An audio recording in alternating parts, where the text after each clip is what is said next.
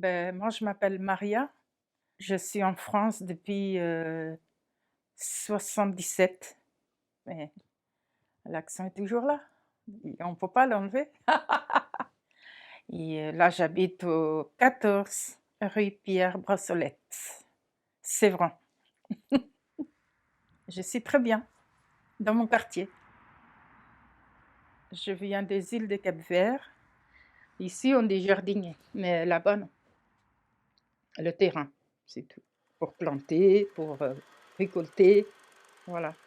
Je commençais petite, hein, avec ma grand-mère. Ils mettaient pas des trucs pour les plantes poussent plus vite, tu vois. N'importe quel moment, je pouvais manger les maniocs, batates douces, canne à sucre, papaye, mangue.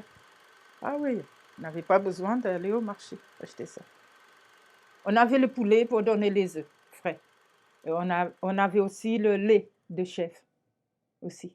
Moi, j'avais une chèvre toute seule. Tous les matins, j'étais en bas de le chef, en train de boire le lait. Personne touchait, hein.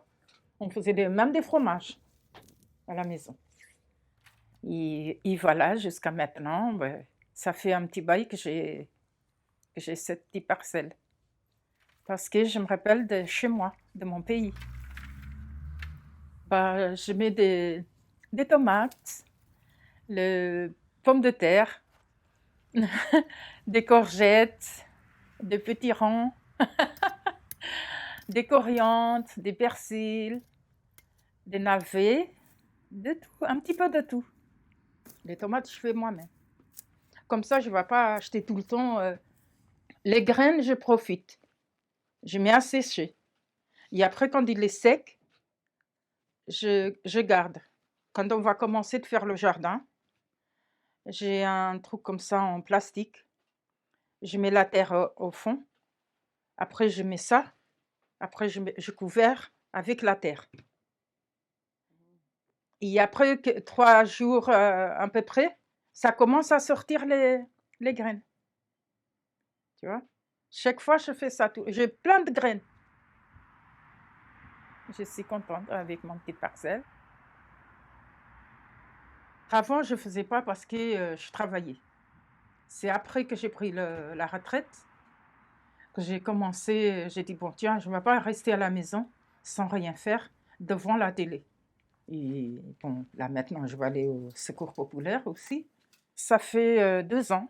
Eh bien, moi, j'y vais le lundi jusqu'à midi et mardi toute la journée et mercredi l'après-midi au Secours populaire. Le lundi, on voit qu'est-ce qu'il y a à faire, des trucs à trier, les habits ou les légumes qui restent, on trie. Tu vois, des fois, il y en a beaucoup de monde dehors. Ah oui, ils n'ont pas d'endroit d'y aller. C'est triste quand même. Ils passent, ils disent qu'ils ont besoin. Bon, voilà, la responsable lui demande de faire un colis pour aider la personne qui a rien. Moi, j'ai en train de faire le colis pour Cap-Vert, mais ça, c'est moi qui achète. Moi, je suis là, j'ai les enfants, ils peuvent m'aider. Mais eux, ils sont là-bas, c'est pas facile du tout. Il n'y a pas de travail, c'est dur.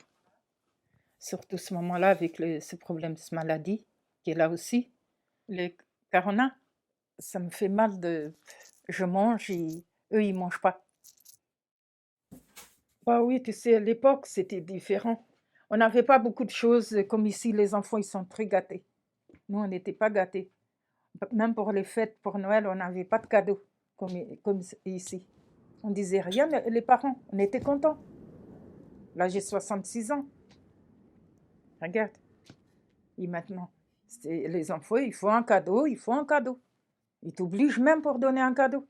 Maman, mes enfants, moi, ils n'ont jamais m'obligé de donner un cadeau. J'en ai pas, j'en ai pas.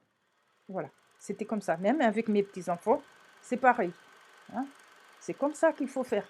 Mais Dieu merci, comme on dit chez nous, sur ma table, il y a toujours quelque chose. Tu veux pas un petit punch? Ben, je conduis, hein. Allez, un tout petit fond. Ben, bien sûr, t'as vu. Vas-y, vas-y, hein. Vas-y, hein.